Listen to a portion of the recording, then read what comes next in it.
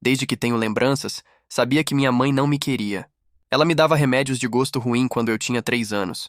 Quando eu tinha 5, tentou me afastar de casa, mas eu sempre voltava. Quando completei 7 anos, já havia aprendido a me proteger. Se ela se recusasse a me dar comida, eu derrubava a mesa para que ninguém mais pudesse comer também. Se me castigava até eu ficar no chão, soluçando de frustração, eu perseguia o filho querido dela da mesma forma, deixando-o apavorado e choramingando. Assim, seguimos presos nesse conflito até eu completar 12 anos. Tudo mudou quando minha irmã mais nova nasceu. Eu estava tentando, de forma desajeitada, ajudar com a fralda molhada dela, quando mamãe de repente me empurrou contra a parede. O olhar em seus olhos refletia repulsa e pavor. O que você estava tentando fazer com a minha filha? Eu sabia, você puxou aquele homem perverso do seu pai. Por que você simplesmente não foi embora com ele? Segurei a cabeça dolorida. Pela primeira vez não me defendi. Acho que ela tinha razão. Minha presença era um erro. Eu nunca deveria ter estado ali. Quando consegui chegar caminhando lentamente à casa da avó, já havia anoitecido. A avó viu o estado em que eu me encontrava e não pareceu surpresa. Pegou seu kit de primeiros socorros e cuidou de mim, como sempre fazia. Depois, preparou um prato simples de carbonara. Normalmente eu comeria enquanto jurava que me vingaria no dia seguinte, mas desta vez fiquei apenas olhando para a comida e perguntei em voz baixa: Avó, na verdade eu não sou o filho que ela esperava, não é? Ela não respondeu, mas a rejeição e a tristeza que lampejaram em seus olhos me disseram tudo o que eu precisava saber. Ela se levantou bruscamente e começou a limpar a mesa repetidas vezes, bem onde estava o kit de primeiros socorros. Foi então que percebi que minha origem era algo de que todos queriam ficar longe. Eu era a lembrança de um homem que a machucou muito. Com razão, mamãe me rejeitava. Uma sensação de angústia subiu pela minha garganta. Saí correndo e me apoiei contra a cerca, soluçando. O ar da noite ardia nos arranhões do meu rosto. Antes, toda vez que mamãe me repreendia severamente, eu dizia a mim mesmo que ela me devia por cada lágrima que me fizera derramar. Um dia eu a faria pagar. Mas agora, eu não acreditava que pudesse sequer encará-la. Não fiquei na casa da avó, e ela também não veio me procurar. Em vez disso, vaguei pelas ruas sem saber para onde ir. Foi então que vi uma família do lado de fora de um restaurante. Estavam comemorando o aniversário de alguém, sorrindo e rindo. A mulher no meio provavelmente era a mãe. Ela parecia tão feliz que instintivamente dei um passo para trás. No ano anterior, no aniversário de mamãe, ela estava sorrindo daquela mesma forma antes de me ver. No momento em que me viu entrar, seu sorriso desapareceu, substituído por um desgosto absoluto. Naquela época, tivemos de fazer uma redação com o tema Minha Mãe. Escrevi que mamãe era uma pessoa muito fria. Minha professora me levou à sala dela e me deu um sermão durante uma aula inteira. Mal ouvi a maior parte, só me lembro de ela me dizer: nenhuma mãe deixaria de amar o próprio filho. Eu acreditei nela. Juntei dinheiro recolhendo materiais recicláveis e comprei um bolo de aniversário para minha mãe. Eu só queria um abraço, o mesmo que ela dava ao meu irmão, Casper Willis, mas sua expressão gélida foi como uma ferida no coração. Senti-me um idiota parado ali, com aquele bolo nas mãos. A raiva me dominou. Quando ninguém estava olhando, saí, peguei um par de sapos no jardim e os escondi no bolo. Ainda me lembrava da forma como ela gritou quando eles saltaram para fora. Naquela época, senti uma satisfação torta. Pensei que se ela não merecia meu afeto, merecia aquilo. Mas agora eu conhecia a verdade. Quem não merecia nada era eu. Minha mera existência lhe trazia más lembranças. Enquanto eu olhava para o sorriso daquela mãe através da janela do restaurante, tomei uma decisão. Neste ano, para o aniversário de mamãe, eu lhe daria um presente com o qual ela ficaria verdadeiramente feliz. Um que a libertaria por completo. Decidi ir embora para sempre. Assim que esse pensamento criou raízes em minha mente, meus passos se tornaram mais leves. Cheguei a planejar como fazer isso sem incomodar ninguém. Precisava fazer algo que não deixasse bagunça. Mas antes que eu pudesse executar meu plano, um policial de patrulha me viu e me levou para casa. Mamãe abriu a porta. Enquanto a porta se fechava atrás de nós, fiquei olhando para o chão, incapaz de sustentar seu olhar. Seu tom gélido cortou o ar. Por que você não se perdeu lá fora? Quase respondi na defensiva, mas engoli as palavras antes que saíssem. Ainda assim, enquanto observava suas costas, não pude deixar de perguntar: o que você faria se eu realmente desaparecesse para sempre? Você ficaria pelo menos um pouco triste? Se você tem coragem, faça. Eu me sentiria aliviada. Ela entrou direto no quarto dos meus irmãos e fechou a porta. Fiquei paralisado na sala de estar. Depois de um bom tempo, enxuguei o rosto e soltei uma risada sem graça. Mamãe definitivamente gostaria do presente que eu havia preparado. O garoto que recolhia materiais recicláveis comigo era um órfão chamado Samuel Hudson. Ele cresceu pulando de um lar para outro e sempre sabia encontrar coisas onde ninguém mais procuraria. Depois da escola, comprei um picolé para ele. Entamo-nos juntos na calçada e baixei a voz para perguntar como uma pessoa poderia fugir sem deixar nenhum rastro. Samuel me olhou com os olhos arregalados, depois empurrou o picolé pela metade na minha mão. Fique longe de mim, não vou fazer nada de errado, disse ele. Pisquei segurando os 2 picolés. Errado? Do que você está falando? Estou falando sério. Como alguém vai embora sem nunca ser encontrado? De preferência para um lugar distante, para não assustar ninguém. Ele puxou o ar com força e tentou correr. Soltei os picolés e o agarrei antes que pudesse escapar. Você comeu o que eu paguei, vai me ajudar, queira ou não. Samuel se rendeu e se deixou cair na calçada, parecendo miserável. Cara, você tem seus pais, por que está tentando fugir? Sim, eles te dão muita bronca, mas você tem um teto. Olha para os seus braços, você é mais forte que eu. A palavra me entalou na garganta. Eu queria dizer a ele que era exatamente porque eles não eram completamente ruins, nem completamente bons que doía tanto. Agora que eu sabia de onde vinha, nem sequer conseguia justificar a raiva e o ressentimento que sentia. Não acreditava que conseguiria continuar vivendo ali, mas dizer qualquer coisa disso em voz alta só causaria mais problemas para a mamãe. Então eu disse, com voz rouca: só me responde, vai ajudar ou não? Ele gemeu. Você está tentando assustar sua mãe? Por que eu me envolveria nisso? Congelei, olhando para ele com confusão. Quando foi que eu disse isso? Antes que eu pudesse explicar, um grito agudo cortou o ar. Meninos maus tentando incomodar a mamãe. Meu cérebro parou. Lentamente, virei-me na direção do som. Era meu irmão Casper. Ele explodiu em choro e gritos, correndo tão rápido que um de seus sapatos voou longe. Naquela noite, os gritos de raiva ecoaram por toda a casa, sem cessar. Mamãe me expulsou da sala como se eu fosse seu pior inimigo. Seus olhos estavam vermelhos de fúria, mas eu também vi algo mais. As lágrimas no canto dos seus olhos. Eu já tinha visto antes. Naquela época, eu achava que ela estava fingindo e a desafiava, prometendo que, assim que crescesse, a faria pagar por seus desprezos. Mas naquela noite, eu me encolhi num canto e não me movi. Por fim, ela parou de gritar e o silêncio caiu de repente. Mamãe não olhou para trás.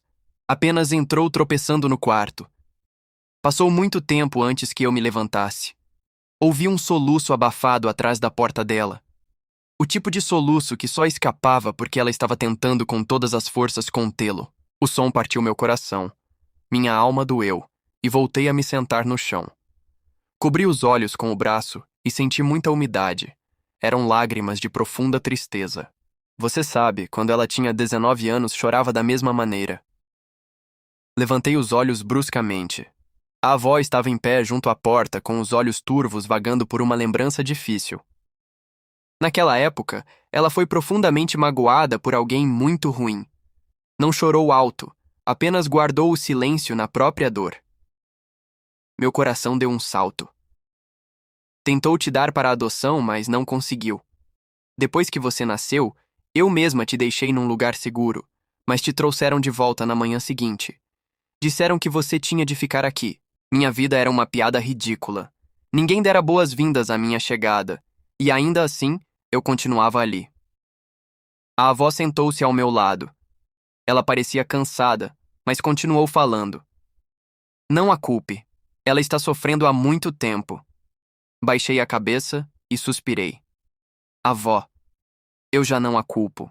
Eu já não estava com raiva de mamãe, mas ela ainda me rejeitava, o bastante para me querer longe. Numa noite, ela tentou me arrancar de casa à força. Não sabia que eu estava acordado. Suas mãos tremiam, mas eu não disse nada. Apenas fechei os olhos e esperei. Bem naquele momento, alguém a impediu com tremenda força. A voz da avó era rouca e trêmula. Você perdeu o juízo? Vai realmente arruinar sua paz por causa disso? Não vale a pena. Você já sofreu o bastante.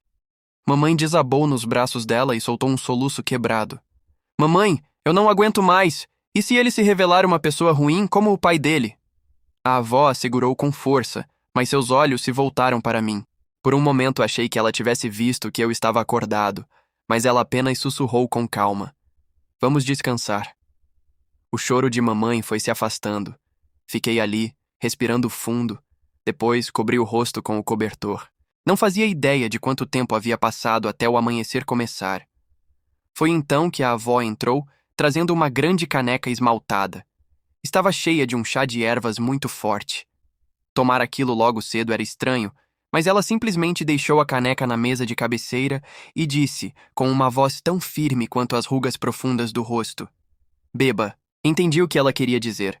Era algo para me fazer dormir, para que pudessem me levar para um orfanato distante. Se tivessem esperado mais alguns dias, eu teria ido embora por conta própria, sem que ninguém percebesse. Agora queriam apressar as coisas. Não disse nada e peguei a caneca. O calor ardia em minhas mãos. Inclinei a cabeça para trás e engoli até a última gota. O amargor estranho se espalhou da língua até o peito. Quando ficou vazia, deixei-a de volta na mesa de cabeceira. Deitei-me de novo, cobri-me com o cobertor e esperei para adormecer profundamente. A avó recolheu a caneca vazia. Ficou ali por alguns segundos sem dizer nada e saiu. Os efeitos chegaram rápido. Uma forte tontura veio, seguida por um frio que se espalhou por todo o corpo. Minha visão ficou embaçada. Ouvi a avó andando de um lado para o outro. Parecia que estava fazendo uma ligação. Depois veio o som ensurdecedor da sirene de uma ambulância, vozes apressadas, luzes fortes sob o brilho branco das lâmpadas do hospital. Deram-me medicamentos para neutralizar o efeito. Chorei até sentir que estava sem ar. Um jovem médico me olhou de soslaio e depois para o rosto assustado da avó. Suas sobrancelhas estavam profundamente franzidas. O que aconteceu? Por que ele tomou isso? Ele baixou a voz com muita suspeita. Com as últimas forças que me restavam, agarrei sua manga. Minha voz saiu áspera e quase inaudível. Fui eu. Eu errei a bebida. Ele congelou, e seus olhos se voltaram para mim com algo complexo por trás deles. Soltei-o, deixei-me cair contra a cama e fiquei olhando para o teto. Ser difícil de apagar da vida deles poderia ser uma espécie de punição. A avó estava em pé ao lado da cama, com as costas curvadas, os cabelos grisalhos roçando-lhe as bochechas.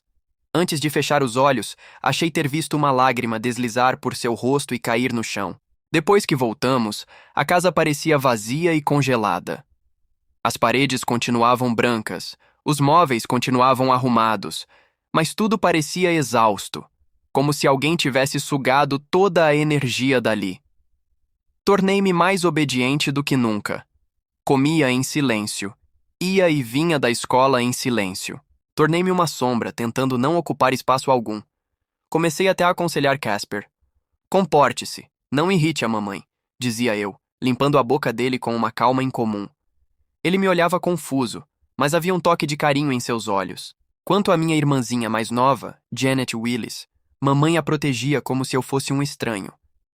Ainda assim, encontrei uma maneira de me esgueirar até a cidade para ir à igreja.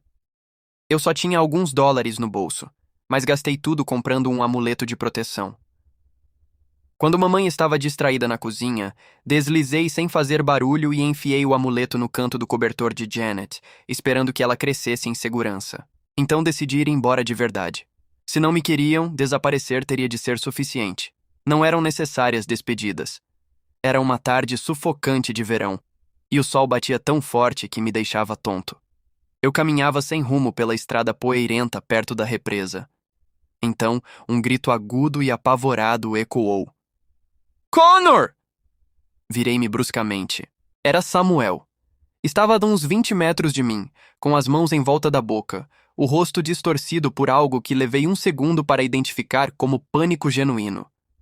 Não do tipo exagerado que ele fazia quando tentava evitar problemas, mas do tipo real, aquele que faz o corpo agir antes que o cérebro decida. Ele apontou para a água. Levei outro segundo para ver o que ele indicava.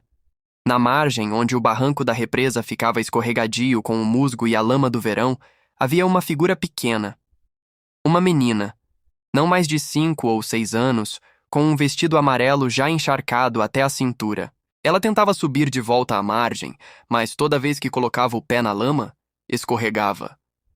A água ali não era funda, mas a corrente lateral a puxava lentamente, com a paciência das coisas que não têm pressa porque sabem que vão vencer. Eu não pensei, simplesmente corri.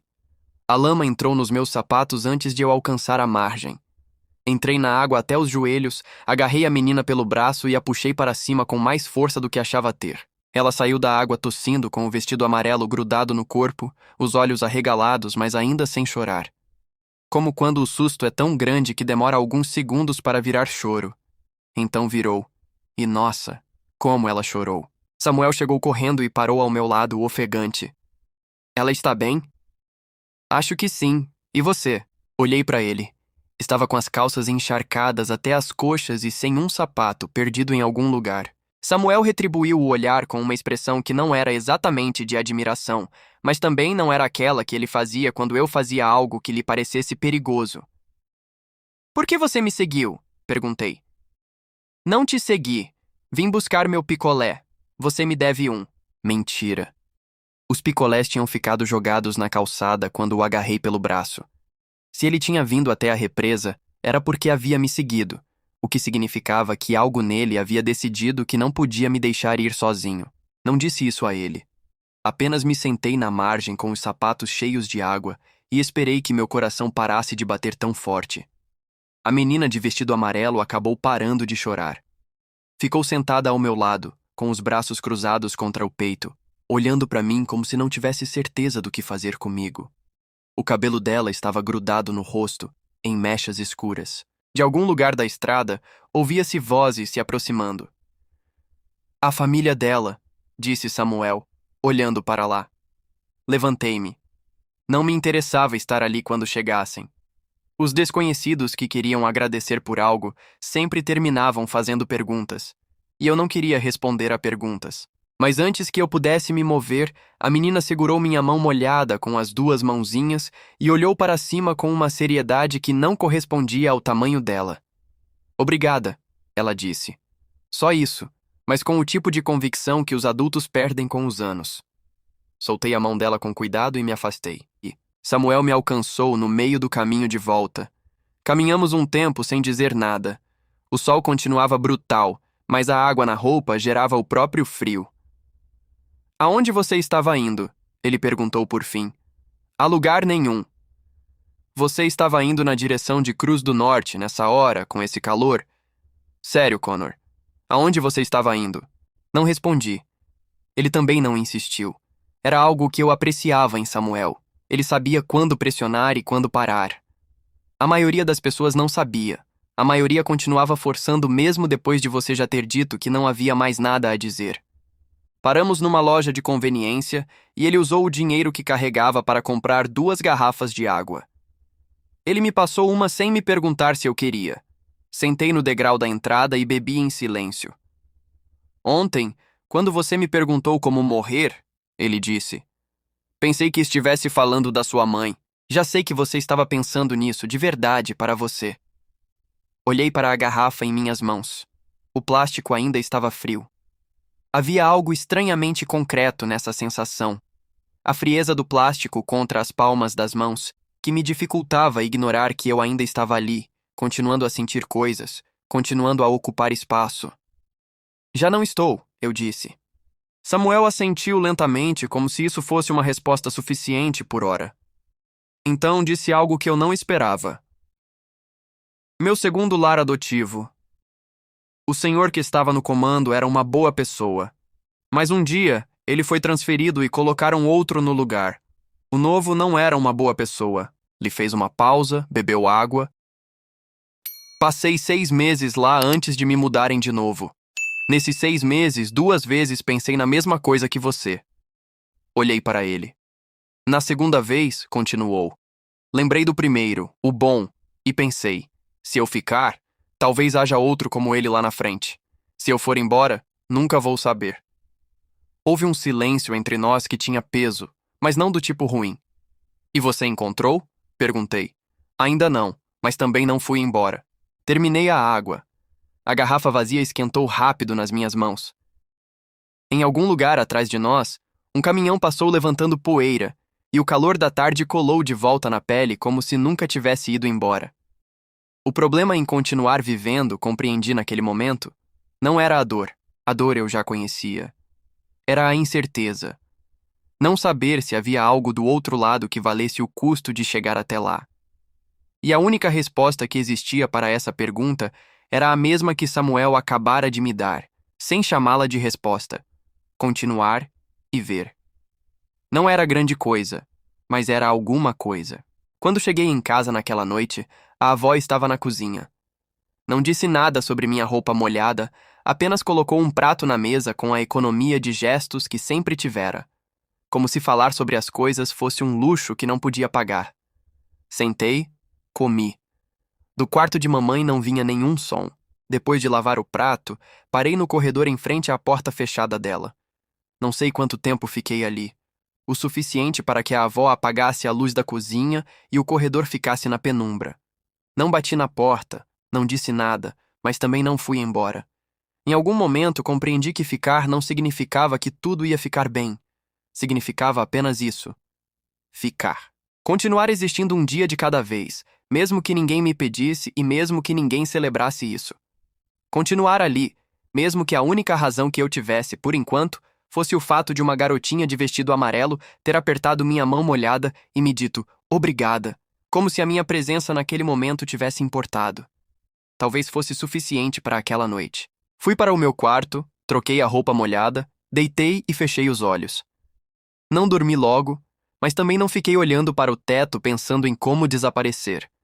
Apenas ouvi os sons da casa, os rangidos do chão, o gotejar da torneira do banheiro que nunca fechava direito, o vento contra a janela. A casa que havia me esmagado por 12 anos soava exatamente igual a sempre, mas algo em mim havia mudado tão devagar que quase não percebi. Pela primeira vez em muito tempo, eu estava esperando a manhã chegar. Não exatamente com esperança. Isso seria pedir demais para uma tarde só, mas apenas com curiosidade. E por enquanto isso bastava. Na manhã seguinte, nada havia mudado. Mamãe não olhou para mim no café da manhã. Casper comeu com aquela falta de jeito barulhenta que sempre usava para ocupar o espaço que eu deixava vazio. A avó serviu o chá sem dizer nada. Janet ainda dormia. Tudo estava exatamente igual, mas eu estava diferente, mesmo que não pudesse explicar em quê. Era terça-feira. Fui para a escola com os sapatos ainda um pouco úmidos por dentro. Na primeira aula não ouvi nada. Não porque estivesse pensando em morrer, mas porque estava pensando em Samuel. Se eu ficar, talvez haja algo do outro lado. Era uma lógica simples demais para ser sabedoria, mas honesta demais para ser ignorada. Na hora do almoço, alguém tocou no meu ombro. Virei-me. Era uma mulher que não reconheci de imediato, de cerca de 40 anos, com os cabelos presos e uma expressão que misturava alívio com algo mais difícil de nomear. Levei um segundo para ligá-la ao vestido amarelo da tarde anterior. É você, ela disse. O garoto da represa. Não respondi. Eu sou a tia da Lily. Ela fez uma pausa. Meu irmão quer falar com você esta tarde, se puder. O irmão dela acabou sendo o Sr. Daniel Reis, que dava aulas de matemática no Instituto do Bairro Norte. Ele não era rico, nem influente, nem nada do que se esperaria de alguém que aparece no momento exato. Era um homem magro, de óculos, com um escritório tão pequeno que as 2 cadeiras lá dentro encostavam os joelhos. Me disseram o que você fez, ele disse. Quero lhe agradecer. Não foi nada para mim. Sim, foi. Ele me olhou diretamente. Como você vai na escola? A pergunta me pegou desprevenido. Ninguém nunca tinha me feito essa pergunta naquele tom, sem julgar primeiro. Vou bem em algumas coisas. Quais? Números. Coisas que têm resposta fixa. Ele assentiu lentamente. As coisas com resposta fixa são as mais honestas. Abriu uma gaveta e tirou um papel. Tem um grupo de estudos aos sábados de manhã, sem custo. Se quiser vir, o endereço está aí. Não peguei o papel imediatamente. Olhei-o em sua mão por um momento. Por quê? Porque Lily tem 7 anos e ainda tem muitos sábados pela frente. E você tornou possível que isso continuasse sendo verdade. Peguei o papel, dobrei-o em 4 e guardei no bolso da calça, junto com o dinheiro trocado que eu nunca tinha costurado. Contei a Samuel naquela tarde enquanto separávamos papelão no depósito. Ele ouviu sem interromper, o que era outra das coisas que sabia fazer bem. Quando terminei, ele perguntou: Você vai? Não sei. Matemática você leva jeito. Sempre colava de você nas provas. Eu sei. Então vá. Eu também iria se me convidassem.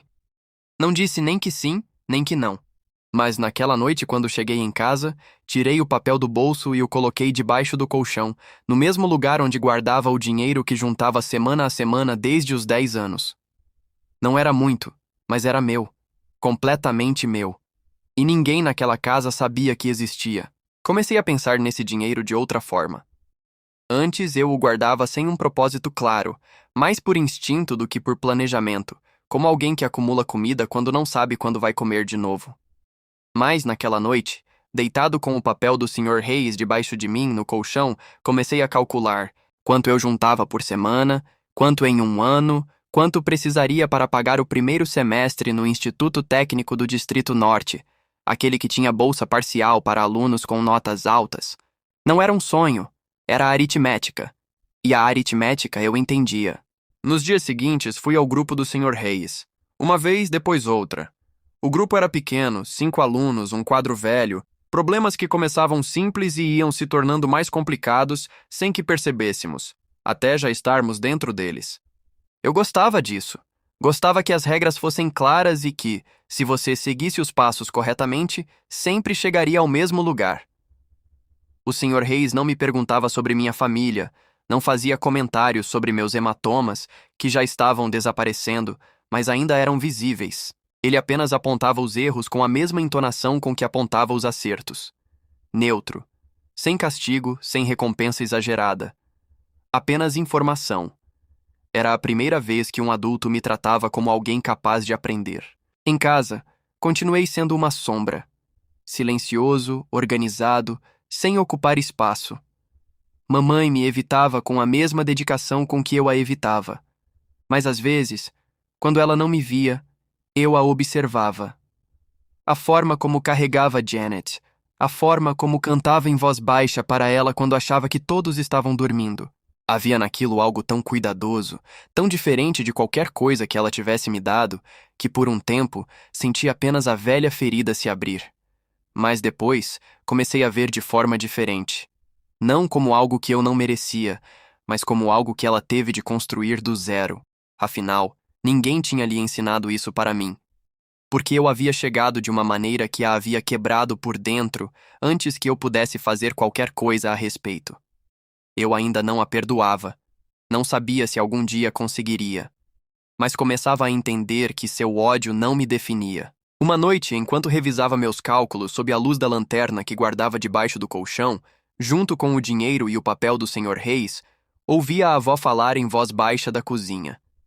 Ela falava sozinha, como fazia às vezes, ou talvez com alguém que eu não via. Dizia: sobreviveu igualzinha a ela. Fiquei quieto. Não soube se falava de mamãe ou de mim, e de repente compreendi que talvez isso não fizesse diferença. Que talvez nós dois fôssemos o mesmo. 2 pessoas que haviam chegado a este mundo sem que ninguém as esperasse, que haviam aprendido a sobreviver de formas que machucavam os outros e a si mesmas, e que carregavam isso sem saber muito bem como largar. Desde que me conheço por gente, eu sabia que minha mãe me odiava. Isso continuava sendo verdade. Mas naquela noite, pela primeira vez, também soube de outra coisa. Que o ódio dela tinha uma história antes de mim. E que eu podia escolher se essa história também seria a minha. Apaguei a lanterna. Lá fora, a noite estava calma e eu, pela segunda vez naquela semana, esperei pela manhã. 3 anos passam de maneiras diferentes, dependendo de onde você os observa. De dentro daquela casa, passaram lentos e pesados como sempre. Mamãe e eu continuávamos sendo dois planetas em órbitas paralelas que nunca se tocavam. Casper cresceu com aquela arrogância fácil dos filhos amados. Janet aprendeu a andar, a falar, a rir de coisas que ninguém mais entendia. A avó encolheu um pouco mais a cada inverno, como se o frio lhe cobrasse algo que ela não podia pagar com outra coisa. Mas, do lado de fora daquela casa, esses 3 anos foram outra coisa. Fui a todos os sábados ao grupo do Sr. Reis, sem faltar um sequer. Quando chovia, eu chegava com os sapatos molhados e os tirava na porta para não sujar. Quando havia problemas em casa que me deixavam com novos hematomas, eu chegava de cabeça baixa, mas com os olhos abertos. O Sr. Reis nunca perguntava. Apenas continuava apontando para o quadro com o marcador e dizendo: "Aqui, preste atenção aqui." Prestei atenção, e o que vi foi que eu conseguia entender coisas difíceis, se alguém se desse ao trabalho de explicar sem me humilhar primeiro. Eu conseguia reter, conectar, extrapolar. Podia fazer em 20 minutos o que levava 1 hora para os outros. Não era orgulho, era apenas um dado que fui acumulando em silêncio, como o dinheiro debaixo do colchão, que, àquela altura, já somava bem mais do que qualquer pessoa naquela casa imaginava. Samuel conseguiu um emprego fixo na oficina mecânica do bairro Sul. Já não recolhíamos mais recicláveis juntos, mas nos víamos às quintas-feiras, na esquina da loja de conveniência, no mesmo degrau de sempre, com água ou sem ela, dependendo da semana. Numa quinta-feira, ele me disse que o dono da oficina precisava de alguém para cuidar das contas, porque ele não entendia de números. "Falei de você", disse ele. "Sem me perguntar?" "Se eu tivesse perguntado, você teria dito que não." Ele tinha razão.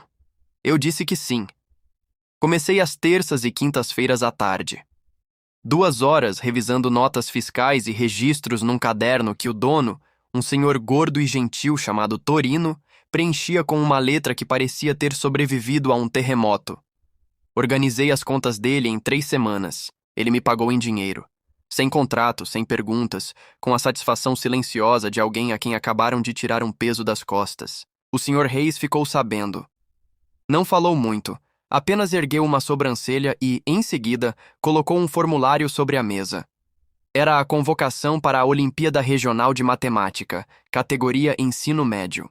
Prêmio: uma bolsa parcial para o Instituto Técnico do Distrito Norte, renovável de acordo com o desempenho. "Eu já preenchi", disse ele. "Só precisa da sua assinatura." Eu o encarei. "Posso ganhar?" "Não sei, mas você pode ir." Assinei. A Olimpíada foi num sábado de abril, num prédio do centro em que eu nunca tinha pisado. Havia garotos de colégios particulares com mochilas novas e calculadoras que eu nunca tinha visto pessoalmente. Sentei na última fileira e olhei para o primeiro problema. Depois, para o segundo. Depois para o terceiro. Eu os conhecia. Não exatamente eles, mas o suficiente. Era o mesmo tipo de lógica que o Sr. Reis passara 3 anos me ensinando a ver por trás dos números. Fiquei em segundo lugar. O Sr. Reis me esperava lá fora. Quando contei o resultado, ele não aplaudiu nem fez alarde. Apenas assentiu com aquela expressão de informação recebida e processada. "A bolsa cobre 60%, disse ele. "O resto você pode gerenciar com o que já tem economizado, se tiver sido organizado." Fui organizado. "Então, no ano que vem, você entra no instituto." Naquela noite, cheguei em casa com o certificado de segundo lugar dobrado no bolso interno da jaqueta, colado ao peito. Não mostrei para ninguém. Não havia ninguém para quem mostrar que entendesse o que aquilo significava. Mas eu o tinha, e isso era suficiente. Foi naquela mesma semana que mamãe caiu. Não metaforicamente, literalmente caiu na cozinha, numa manhã de quarta-feira, quando eu já estava de saída. O som foi seco, sem aviso. Entrei e a encontrei no chão, perto do fogão, com uma mão apoiada nos azulejos frios e a expressão de alguém que tenta com todas as forças não demonstrar dor. Agachei-me, mas ela afastou minha mão com um tapa. "Não me toque, estou bem." Levantei-me, fui ao quarto da avó e a acordei. Ela veio, Avaliou a situação com a calma de quem já viu coisa demais para se alarmar, e as duas levantaram mamãe e a levaram para a cadeira. Fiquei no batente da porta, sem saber se deveria sair ou ficar. A avó me olhou e apontou para o fogão, onde a água do café da manhã ainda fervia. Preparei o café da manhã para todos, em silêncio, como sempre. Mamãe não comeu nada. Ficou sentada com a mão no joelho, olhando para a janela. Estava com um aspecto péssimo, o tipo de fisionomia que não se cria num único dia, mas em muitas semanas acumuladas, sem que ninguém perceba, porque todo mundo está olhando para outro lado. Naquela tarde, a avó me esperou na saída e disse que havia meses mamãe sentia dores, mas não queria ir ao médico. Por quê? Perguntei. A avó deu de ombros, com o cansaço enorme de quem já não tem energia para longas explicações. Diz que não tem dinheiro. Pensei no certificado no meu bolso, pensei no dinheiro debaixo do colchão, pensei nos 3 anos de terças e quintas na oficina de Torino. Depois pensei em mamãe no chão da cozinha, afastando minha mão, e nos 12 anos anteriores a esse momento. Ainda não era perdão. Eu não tinha nome para o que era.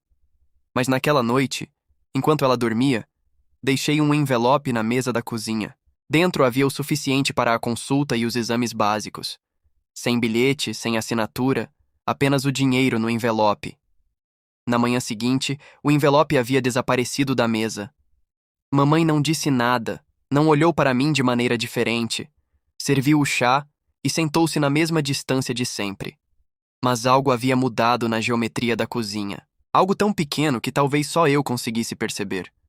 Pela primeira vez em 15 anos, ela havia aceitado algo meu sem jogar fora. Não era quase nada, e no entanto, naquela manhã fui para uma escola com os pés mais firmes no chão do que em qualquer outra vez de que eu conseguia me lembrar, como se pela primeira vez o chão fosse realmente meu. O dia em que fui embora chovia. Não forte, só aquela garoa fina de setembro que não te molha de uma vez, mas vai se acumulando sem a gente notar, até você já estar encharcado até os ossos. Eu tinha uma mochila grande e uma bolsa de lona. Tudo o que era meu cabia naquelas 2 coisas, o que, pensando bem, não era pouco. Era a prova de que eu tinha aprendido a não acumular o que não conseguia carregar. O Instituto Técnico do Distrito Norte tinha dormitórios para alunos bolsistas. O Sr. Reis havia me ajudado com a papelada. Torino havia me dado uma carta de recomendação de trabalho, escrita com aquela sua letra de terremoto, mas assinada com uma seriedade que não deixava dúvidas. Samuel me acompanhou até o ponto de ônibus com as mãos nos bolsos e a expressão de quem tenta parecer indiferente, sem conseguir totalmente. Escreva, ele disse. Não sou bom escrevendo. Então ligue. Isso eu posso fazer. Apertamos as mãos. Ele segurou meu pulso por 1 segundo a mais do que o necessário, depois soltou e se virou, antes que qualquer um de nós dissesse algo que não saberíamos como terminar. Voltei para casa para pegar a mochila. Mamãe estava na cozinha. Não sei se estava me esperando ou se foi coincidência. Estava de pé perto da janela, com uma xícara nas mãos, olhando para o quintal onde a garoa achatava as folhas da planta que a avó nunca tinha conseguido matar de vez. Ouviu-me entrar, não se virou. Peguei a mochila do quarto, passei pelo corredor e parei na porta da cozinha, sem saber exatamente por quê. Já vou, eu disse. Ela não respondeu de imediato, continuou olhando para o quintal. Então, numa voz tão baixa que quase não a ouvi por cima do som da chuva, para onde? Para o instituto. Você já sabia? Um silêncio. Tem dinheiro suficiente? A pergunta me atingiu de um jeito para o qual eu não estava preparado. Não porque fosse terna, não era, mas porque era a primeira vez em 15 anos que ela me perguntava algo que implicava que meu bem-estar era um dado relevante para ela. Tenho, respondi. Tenho o suficiente. Tenho... Ela assentiu de leve, um movimento tão pequeno que quase não existiu. Depois se virou e, pela primeira vez desde que me conheço por gente, olhou nos meus olhos. Sem nojo, sem raiva, sem medo. Apenas me olhou, com um rosto exausto e envelhecido para a idade, com os contornos de algo que não chegava a ser arrependimento, mas também não era indiferença. Ela abriu a boca, fechou e abriu de novo. Quando você era bebê, disse ela, você chorava a noite toda. Eu não dormia. Eu ficava acordada te olhando e pensava... Ela parou, apertou a xícara. Pensava que, se eu te olhasse por tempo suficiente, eu veria. Veria o quê? Se você era ele. Ela disse isso num tom quase inaudível. Se tinha os olhos dele, as mãos dele, se você seria igual. O silêncio na cozinha pesou de forma diferente de todos os silêncios anteriores, e eu perguntei. Ela baixou os olhos para a xícara. Você parecia tanto comigo que me dava medo. Não sei quanto tempo passamos ali. Ela com a xícara, eu com a mochila no ombro. A garoa continuava caindo lá fora. Em algum quarto da casa, Janet cantava algo em voz baixa, aquela canção sem letra que ela inventava quando brincava sozinha. Eu tinha passado 15 anos esperando uma explicação, algo que fizesse sentido, algo que me dissesse que eu não era um erro, que não era um acidente, que valia a pena o espaço que eu ocupava. E ali estava, finalmente. Não era o que eu tinha imaginado. Não era um abraço, não era eu te amo. Não era nada que pudesse ser guardado no bolso e tirado nos momentos difíceis. Era apenas a verdade sem enfeites. Uma mulher de 19 anos que sobreviveu a algo horrível e não soube o que fazer com o que restou depois. Eu não a perdoei naquele momento. O perdão, entendi, não é um instante, mas um trabalho longo. E esse trabalho estava apenas começando. Mas fiz algo que nunca tinha feito. Eu a vi por completo. Não como a vilã da minha história, não como um monstro, apenas como uma pessoa que havia sido quebrada antes de eu chegar e que havia carregado essa quebra da única maneira que conhecia, que era a pior maneira possível. Aproximei-me. Ela não se moveu, nem na minha direção, nem para trás. Coloquei a mão em seu ombro apenas por um segundo, como quem deixa algo em um lugar e confia que estará ali quando voltar. Depois fui embora. O ônibus cheirava a roupa molhada e diesel. Sentei-me perto da janela e encostei a testa no vidro frio. O bairro passou devagar. A loja de conveniência, o depósito onde separávamos papelão, a represa ao fundo com a água cinzenta de setembro. Pensei na menina de vestido amarelo. Pensei em Samuel me dizendo: se eu ficar, talvez haja algo do outro lado. Pensei no Sr. Reis com seu marcador e seu quadro velho, e na sua maneira de tratar os erros como informação e não como condenações. Pensei em mim, aos 12 anos, deitado nos azulejos frios, convencido de que não merecia o espaço que ocupava. E pensei em mim agora, naquele ônibus, com uma bolsa de estudos, uma mochila e um futuro que ninguém me dera, mas que eu mesmo havia construído, pedaço por pedaço, em silêncio, durante 3 anos de terças, quintas e sábados, nos quais eu poderia ter feito qualquer outra coisa. Ninguém escolhe como chega a este mundo. Ninguém escolhe o primeiro lar, nem a primeira ferida, nem a primeira pessoa que decide que não te quer. Isso não está em nossas mãos. Mas o que está em nossas mãos é o que fazemos com o tempo que se segue. Se o gastamos em ódio ou em cálculo, se ficamos olhando para a porta fechada ou começamos a construir a nossa própria. Eu havia chegado a este mundo sem que ninguém me esperasse, e estava indo embora daquele bairro em direção a algo que me esperava, porque eu mesmo o havia colocado lá, e isso ninguém poderia me tirar. O ônibus acelerou. A cidade se abriu à frente, cinzenta e úmida, e cheia de possibilidades que ainda não tinham nome. Fechei os olhos e sorri. Obrigado por assistir até o final.